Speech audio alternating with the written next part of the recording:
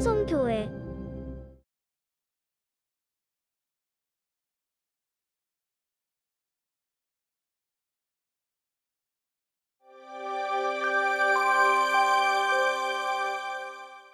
할렐루야. 아멘. 지난 한 주간 평안하셨습니까? 아멘. 지난 한 주간 행복하셨습니까?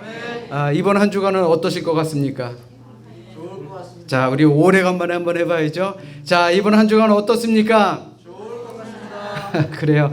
우리 이번 한 주간도 좋을 줄로 믿고 믿음 안에서 승리하시기를 주님의 이름으로 간절히 축원합니다. 이제 본격적으로 덥고 습한 날이 시작됐습니다. 며칠 전에 초복이 지나갔죠. 8월 15일이 말복이라고 하니 그때까지 무더위에 지치지 마시고 또 마스크 때문에 답답하시기도 하시겠지만 잘 이겨내셔서 여러분들의 가정과 또 우리의 교회가 평안할 수 있기를 바랍니다. 네. 자, 우리 옆에 있는 분들과 이렇게 인사합니다. 더위 그까이 거 잘 이겨냅시다. 그래요. 우리 더위 잘 이겨내자고요. 또 코로나 그까이 거 잘 이겨냅시다. 아멘. 그래요. 이렇게 좋은 찬양 해주신 우리 황보일 권사님 참 너무나도 감사한 것 같습니다. 어쩜 이렇게 매주 제가 좋아하는 찬양으로만 하는지 저한테 물어보신 분들은 아무도 안 계시는데 아무튼 너무너무 감사합니다. 우리 권사님께는 감사의 박수, 또 우리 하나님께는 영광의 박수 올려드리겠습니다. 감사합니다. 이렇게 더운 여름날에는 이러한 기사가 여러분들에게는 딱히 다가오지는 않으실 것 같은데요. 2010년 영국에 엄청난 한파가 몰아닥친 적이 있습니다. 그때 런던에 있는 한 호텔, 홀리데이 인이라는 호텔에서는 이런 서비스를 시작했다 그럽니다. 그러니까 손님이 요청할 경우에 직원들이 방호복을 입고서는 침대에 미리 들어가서 5분 정도를 그 침대를 데워주는, 그래서 딱 호텔에 들어오면 잠들기 좋은 온도로 맞춰주는 그러한 서비스를 했다라는 것입니다. 또 2017년 러시아에서는 빅토리아 이바초바라는 여인이 이와 비슷한 서비스를 했습니다. 고객의 집에 방문해서 1시간 동안 그 침대 안에서 같이 있으면서 또 침대도 데워주고 또 삶의 여러 가지 고민을 나누는 그런 서비스를 했다라고 합니다. 물론 신체 접촉은 불가능하죠. 그런데 이 비용이 참 재밌습니다. 한 번에 우리나라 돈으로 9만 원입니다.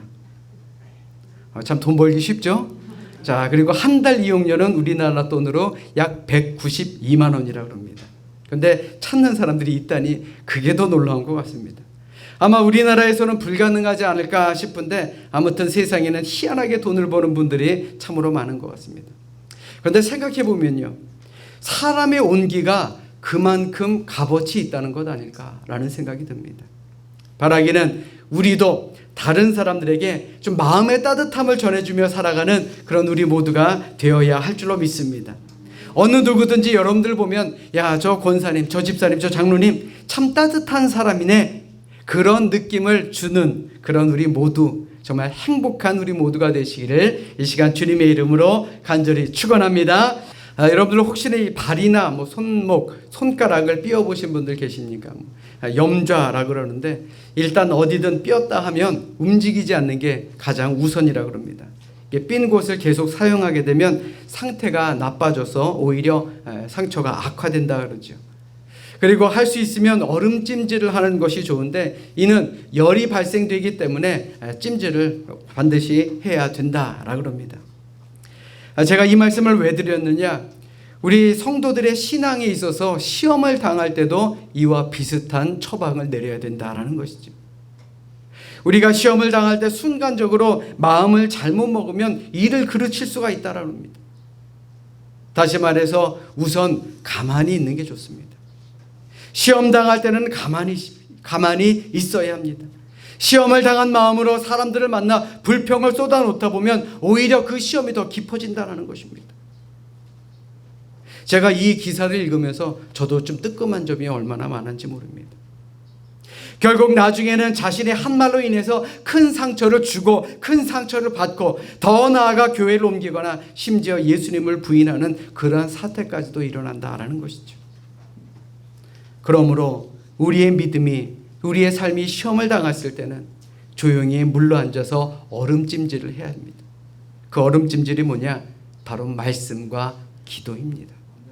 말씀을 읽고 묵상하며 또 기도하며 혹은 목회자와 상담하는 것이 지금까지 여러분들이 쌓아놓았던 신앙을 한꺼번에 무너뜨리지 않는 지혜로운 방법이 된다라는 말입니다. 때로 우리 앞에 시험이라는 것이 생길 때가 많습니다. 사람으로 인해서 시험 들기도 합니다. 더 나아가 물질 때문에 이런 여러 가지 부족한 것 때문에 시험에 들 때도 있습니다. 심지어 교회 안에서도 여러 가지 문제로 시험에 들 때가 분명히 있습니다. 기독교인과 시험은 뗄래야 뗄 수 없는 그러한 관계다라는 말입니다. 그렇다면 우리에게 왜 이러한 시험이라는 것이 생길까요? 하나님을 잘 믿는 사람에게 왜 하나님께서는 이 시험이라는 것을 주실까요? 게다가 이 시험이라는 것은 하나 끝나고 나서 하나 오고 그거 끝나고 나서 하나 오고 그렇지가 않더라고요. 이 시험은 한꺼번에 정신 못 차리게 오는 경우가 참으로 많습니다. 지금도 마음의 상처와 삶의 염려 때문에 내가 시험에 들었다라고 생각하시는 분들 분명히 계실 것입니다. 이러한 분들은 오늘 본문의 말씀 잘 새겨들으십시오. 그리고 그 시험 잘 이겨내셔서 더욱 하나님께 크게 쓰임받는 우리 믿음의 용사들이 되시기를 주님의 이름으로 축원합니다. 아멘. 하나님은 늘 하나님이 크게 들어 쓰시려고 하는 사람들은요, 어김없이 시험이라는 관문을 통과하게 하심을 우리는 성경을 통해 알 수 있습니다. 오늘 본문 1절의 말씀에 보시면 하나님은 뭐라고 말씀하십니까? 이스라엘을 시험하려 하시며 라는 말씀이 나옵니다. 하나님께서 이스라엘 주변에 블레셋 5군주와 가나안 모든 사람과 시돈 사람과 히위 사람들을 남겨두셨는데 그 남겨두신 이유가 무엇이냐? 그들로 하여금 이스라엘을 시험하시겠다라는 그러한 의도였다라는 것입니다. 오늘 4절 말씀 잘 보십시오. 남겨두신 이 이반 민족들로 이스라엘을 시험하사라고 말씀하고 있습니다. 우리는 이것으로 왜 하나님께서 여호수아가 가나안과의 전쟁을 할 때에 그들을 다 쫓아내지 않으시고 남겨놓으셨는지 그 이유를 알 수가 있는 것이죠. 자, 오늘 본문 4절의 말씀 우리 같이 함께 읽겠습니다. 4절 말씀입니다. 함께 읽습니다. 시작. 남겨두신 이 이방 민족들로 이스라엘을 시험하사 여호와께서 모세를 통하여 그들의 조상들에게 이르신 명령들을 순종하는지 알고자 하셨더라. 아멘. 하나님께서 이스라엘에게 여러 이방 민족들을 남겨두신 이유는 하나님께서 그들에게 명령하신 그 명령 잘 지키며 살아가고 있는지 안 그런지 시험하시기 위함이었다라는 것입니다. 그만큼 하나님은 우리가 세상을 의지하지 않고 하나님을 의지하기를 원하시는 질투하시는 하나님이다라는 말입니다. 생각해보면 우리가 흔히 이 시험이라고 말하는 것, 다시금 생각해보면요, 하나님의 확인 방법이다, 확인 작업이다 라고 말씀할 수 있지 않겠습니까? 하나님께서 맨 처음 시험한 사람은 바로 아브라함입니다. 아브라함을 부르셨을 때에도 아브라함에게 있어서는 그 하나님의 부르심은 일종의 시험이었습니다. 지금까지 네가 편안하게 살아왔던 그 삶의 자리에서 내려와서 지금 내가 가라고 하는 땅으로 가라. 그러면 내가 너에게 큰 민족을 이루어주고 내가 너에게 복의 근원이 되는 조상이 되는 은혜를 더하여 주겠다. 그렇게 약속의 말씀을 주셨습니다. 그런데 사실 이 말씀도 시험 아닙니까? 하나님이 그 말씀을 듣고 모든 것을 다 내려놓고 하나님이 지시할 땅으로 가는 그 아브라함의 심정을 한번 생각해 보십시오. 삶 자체가 시험이었다라는 것이죠. 또 창세기 22장 1절의 말씀에 보시면 그 일 후에 하나님이 아브라함을 시험하시려고 그를 부르셨다라고 성경은 말하고 있습니다. 하나님이 아브라함을 시험하시기 위해서 말씀하신 것이 무엇이냐? 독자 이삭을 죽여서 번제로 바치라는 겁니다. 내 아들, 내 사랑하는 독자 이삭, 그를 죽여서 하나님께 드리라는 이야기입니다. 하나님께서 이 시험을 통해 무엇을 확인하고 싶으셨던 것입니까? 과연 하나님의 말씀보다 더 사랑하는 것이 있느냐 없느냐, 그것을 하나님은 알기를 원하셨다라는 것입니다. 결국 아브라함은 이 시험에 대해 어떤 결과를 가져옵니까? 하나님의 말씀대로 사랑하는 독자 이삭을 아낌없이 바침으로 그의 믿음이 확인되었습니다. 아브라함에게 있어서 하나님의 말씀보다 더 우선시되는 것은 없다라는 것을 독자 이삭을 바침으로 그는 드러냈던 것입니다. 하나님의 시험은 여기서 그치지 않습니다. 신명기 8장 2절의 말씀 자막으로 준비했습니다. 우리 같이 합독하겠습니다. 시작.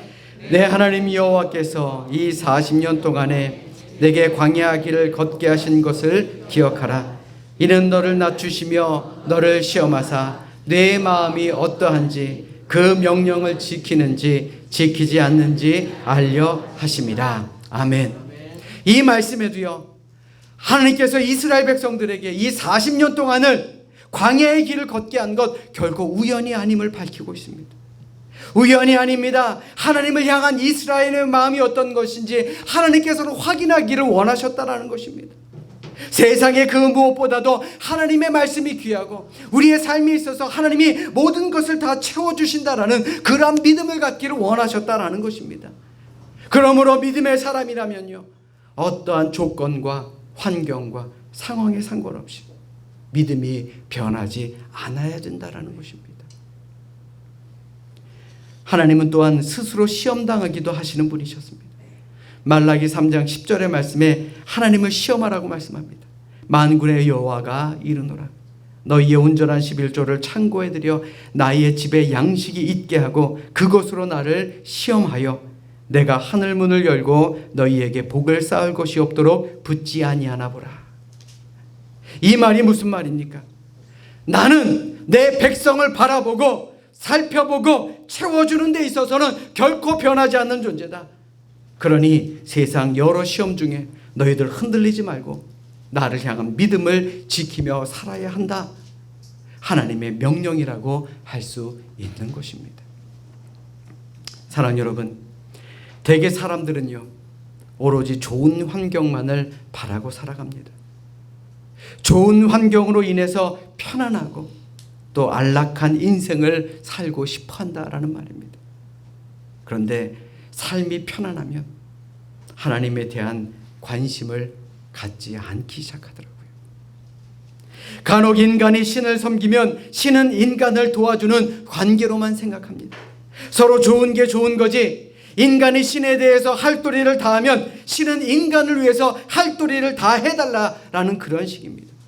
그래서 신에게 갖다 바치는 것, 내가 부지런히 다 갖다 바쳤으니 좋은 것으로 나에게 갚아주세요 라고 하는 것이 우리 인간의 마음 아닙니까? 여러분들도 여러분들에게 일어난 여러 가지 상황과 환경들에 대해서 불만스러울 때가 많을 것입니다. 내가 원하는 방향으로 가지 않고 엉뚱한 방향으로 일이 되어질 때, 더군다나 그것이 나에게 고통과 어려움으로 다가오게 될 때에 그것을 하나님의 인도하심으로 여기기가 너무나도 힘들게 여겨질 때가 참으로 많다라는 것입니다. 그러나 우리가 이렇게 힘겹게 여기는 상황 가운데서도 하나님을 향한 우리의 믿음이 멈추지 말아야 할 것은 이 모든 어려움이 하나님께서 우리의 믿음을 확인하시는 확인 작업이기 때문인 것입니다. 하나님께서 아브라함을 시험하셨듯이, 광야에서 이스라엘 백성들을 시험하셨듯이 오늘을 사는 우리를 시험하셔서 진짜와 가짜를 가려내는 그런 확인 작업을 하고 계신다라는 사실, 우리는 이것을 잊어서는 안 된다라는 것입니다. 이번 코로나 사태를 바라보는 많은 목회자들 이런 말씀을 하십니다. 바이러스로 고생하고 돌아가신 분들 너무나도 안타깝고 너무나도 슬프다. 그런데 이 고난의 시간이 오히려 믿음의 옥석을 가리는 하나님의 시험 과정으로 볼 수 있지 않겠는가? 물론 모든 뜻은 하나님만이 아시겠죠. 그러므로 지금 이때가 더욱 기도할 때가 아니겠습니까? 불평하고 원망하기보다는 조심하고 기도하고 우리의 믿음이 흔들리지 않는 그 하나님의 시험 과정, 그것을 이겨내며 우리의 믿음을 회복해야 되지 않겠느냐라는 말입니다. 그렇다고 해서 모든 어려운 과정만이 하나님의 시험이라고 생각해서도 안 됩니다. 모든 것이 내 뜻대로 될 때에 다시 말해서 모든 것이 만사형통이라는 상황까지도 우리는 하나님의 시험이 아닐까라는 생각을 해야 되는 것입니다. 우리의 뜻대로 되는 상황 속에서도 과연 나는 하나님의 말씀을 여전히 듣고 순종하고 따르며 살아가고 있는가? 하나님께서 우리를 시험하실 때가 있다는 겁니다. 따라서 우리 그리스도인들은 어떠한 환경과 어떠한 상황 속에 산다 할지라도 삶의 목표는 단 하나가 되어야 됩니다. 하나님의 말씀을 듣고 하나님의 말씀에 순종하며 하나님과 더불어 살아가야 되는 것입니다. 나는 오직 하나님의 사랑과 은혜만으로 산다라는 것이 우리의 어떤 환경과 상황 속에서도 증거되어야 한다라는 말입니다. 우리 따라서 합니다. 주님만 있으면 됩니다. 다시 한번요. 주님만 있으면 됩니다. 그래요. 주님만 있으면 됩니다. 이것이 우리의 삶의 증거가 되어야 하는 것입니다. 아멘. 아멘. 오늘 본문에서 하나님께서는 이스라엘을 시험하기 위해서 가나안 열국을 남겨두셨습니다. 즉 가나안 열국이 남겨진 것은 우연이 아니라 하나님의 계획이었다라는 것입니다. 그들이 자신의 부모처럼 하나님께 순종했다라면 참으로 좋았겠지만 이스라엘의 다음 세대는 안타깝게도 가나안 민족들의 딸들을 취하여 아내로 삼고 자기의 딸들을 그들의 아내로 넘겨주게 됩니다.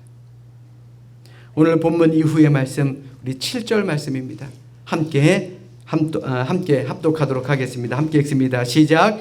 이스라엘 자손이 여호와의 목전에 악을 행하여 자기들의 하나님 여호와를 잊어버리고 바알들과 아세라들을 섬긴지라. 아멘. 그들에게 하나님의 말씀이라는 게 지켜야 하는 의무가 아니었나 봅니다. 말씀대로 사는 것보다 남아있는 가나안들과 친하게 지내고 이방 민족들과 함께 어울려 사는 것이 나에게 유익이 되고 앞으로 살아가는데 더 큰 도움이 될 것으로 여겼나 봅니다. 사랑하는 여러분, 이 가나안 전쟁이라는 것은요, 단순히 국가와 국가 간의 싸움이 아닙니다.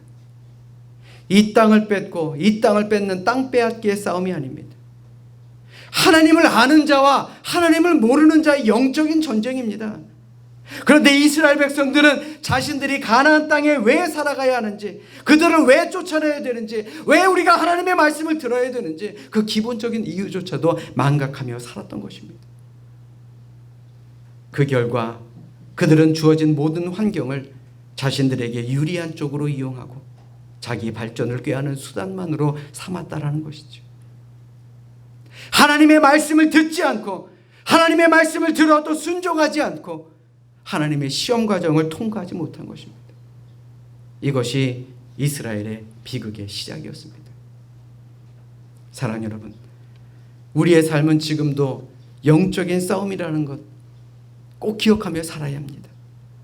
많은 사람들이 영적인 싸움에 대해 무지합니다. 그렇기 때문에 단지 좋은 것을 받으면 이것이 은혜다, 내가 복받았다 라고 말합니다. 그런데 나쁜 것이 주어지면 어떻습니까? 하나님이 나를 버리셨나 보다, 하나님이 나를 사랑하지 않나 보다 하면서 불안해할 때가 너무나도 많다라는 것이죠. 그저 나의 편의와 나의 안락을 위해서 하나님을 이용하는 것과 다를 바가 없다라는 것입니다. 전에 제가 전에 있던 교회에서 사역했을 때 저희 아파트에 사시는 다른 교회 권사님이 계셨습니다. 하루는 집 앞에서 그 권사님을 만났는데 이 권사님이 약주를 조금 하셨나 봐요. 이렇게 조금 빨개지셨더라고요. 근데 그 권사님께서 저를 보시면서 대뜸, 목사님, 저는 복을 못 받은 사람입니까? 라고 물으시는 거예요. 제가 깜짝 놀라서 아이고 권사님 무슨 말씀이세요? 라고 물어봤더니 얼마 전 당신네 교회에서 부흥회를 했는데 강사로 오신 한 권사님께서 내가 힘든 시기를 겪었는데 하나님을 의지했더니 회사가 잘 되고 돈도 많이 벌었다. 이것이 복을 받은 증거다. 그러면서 하나님을 의지하면 복을 주고 또 여러분들 돈 많이 벌게 해주십니다. 믿으시면 아멘. 그렇게 이야기를 하셨다라는 거예요. 뭐 틀린 말은 아니죠. 그런데 문제는요, 당시 권사님의 회사가 조금 어려우셨던 것 같습니다. 그래서 그 권사님께서는 제게, 목사님, 회사가 어려운 것이 하나님께 벌을 받은 것이고 회사가 잘 되는 게 복을 받는 기준이 되는 겁니까? 이렇게 물어보시는 것이었습니다. 과연 여러분들은 어떻게 생각하십니까? 세상 사람들은 풍족해지면 교만해집니다. 그리고 자기 힘을 과시하며 살아갑니다.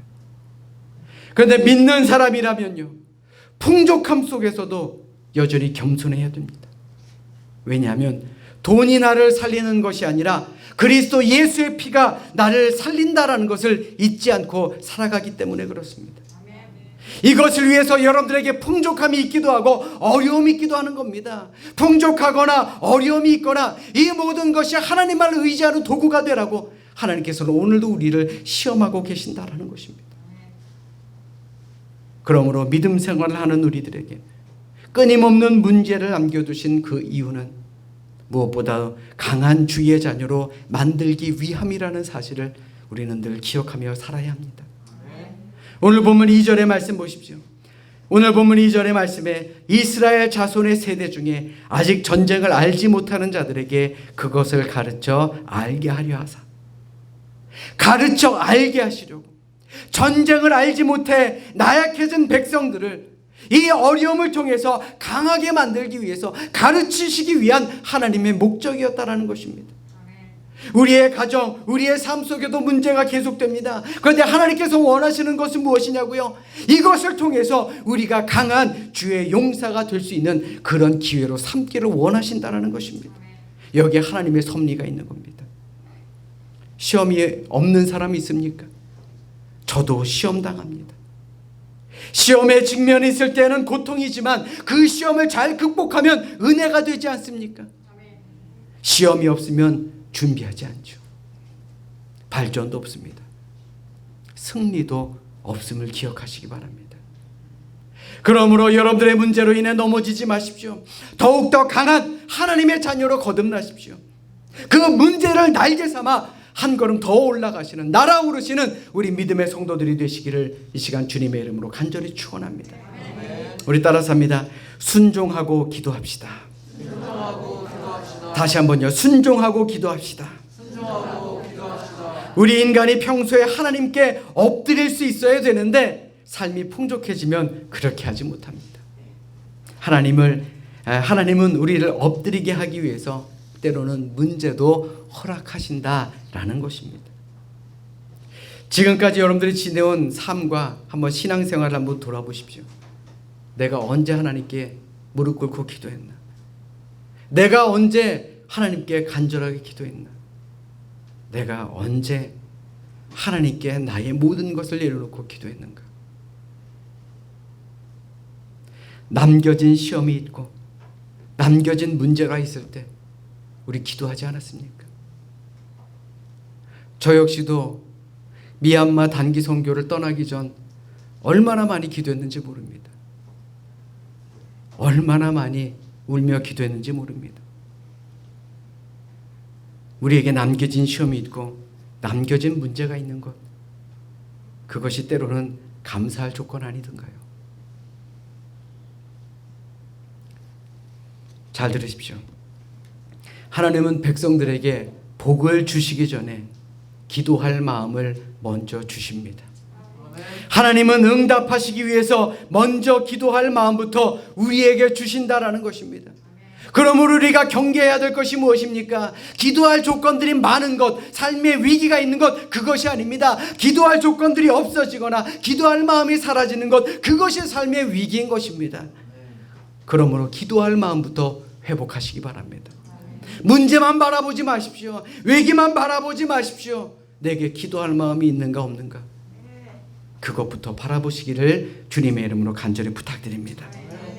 마지막으로 하나님의 시험의 목적은 우리로 하여금 넓은 시야, 또 하나님을 믿는 그 체험적인 신앙으로 살아가기 위한 그런 목적을 가지고 있습니다. 우리 주변에 살다 보면 오해할 일, 또 마음 상할 일이 얼마나 많습니까? 왜요? 모든 사람들은 다 이기적이기 때문에 그렇습니다. 내 위주로 생각하고, 내 상식으로 생각하고, 내 생각대로 생각하고, 내 스타일대로 생각하고, 내 환경으로 생각하고, 그러다 보니 서로 다릅니다. 문제를 훤히 알고 있는 부부의 경우에도 서로 고치려고 할 때 얼마나 힘들고 어렵습니까? 그럴 때 우리에게 필요한 것이 무엇입니까? 다를 수 있어. 폭넓은 사고, 폭넓은 시각을 준비하는 것이 중요한 것 아닙니까? 사실 교회도 얼마나 다양합니까? 그 어느 누가 그 다양한 성격과 스타일들을 다 맞출 수 있겠습니까? 어느 교회에서 젊은 집사님과 나이 드신 권사님이 싸우셨습니다. 그러니까 왜 싸우셨느냐? 젊은 집사님은 에어컨이 너무너무나 시원하지 않다, 그래서 덥다라는 게 불만이었고요. 또 나이 드신 권사님은 에어컨이 너무너무 춥다라는 것이 불만이었답니다.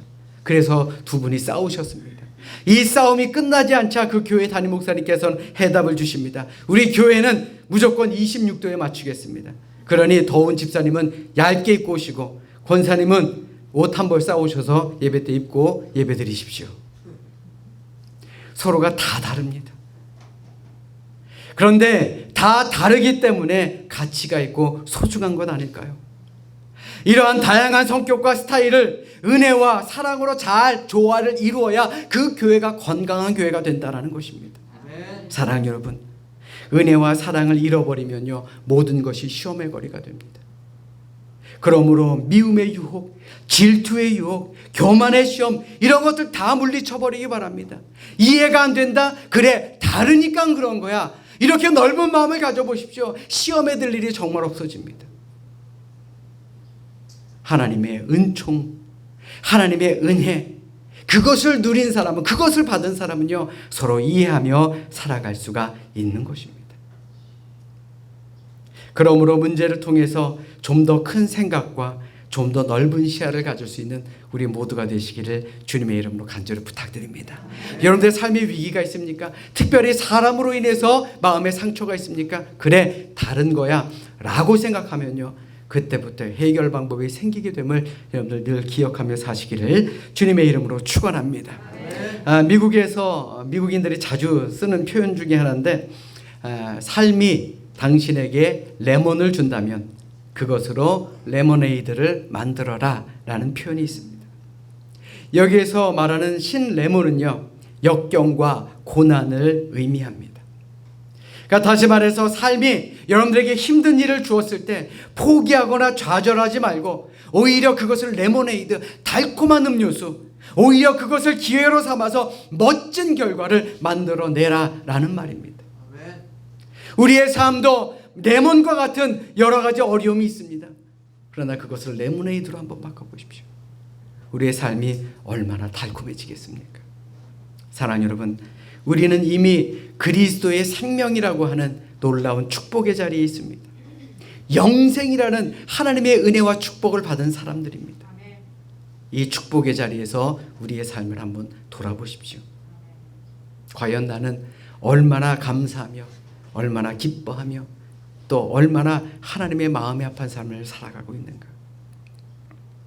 많은 사람들이 문제 앞에 넘어지고 좌절해도 우리 믿음의 사람들은 그 문제를 통해 더욱더 강한 그런 주님의 자녀가 될 수 있기를 바랍니다. 또 여러 가지 문제가 있을 때에 하나님의 뜻을 바로 알고 청종하는 삶을 가지고 깊이 묵상하며 기도하는 그런 삶을 살아가시길 바랍니다. 여러분들 앞에 고난이 있습니까? 여러분들 앞에 어려움이 있습니까? 사람들로 인해서 마음에 상처가 있습니까? 믿음의 시야를 넓히십시오. 우리의 마음의 시야를 넓히십시오. 그래서 하나님께 더욱더 크게 쓰임받는 그런 믿음의 용사들이 되시기를 이 시간 주님의 이름으로 간절히 축원합니다. 축원합니다. 기도하겠습니다.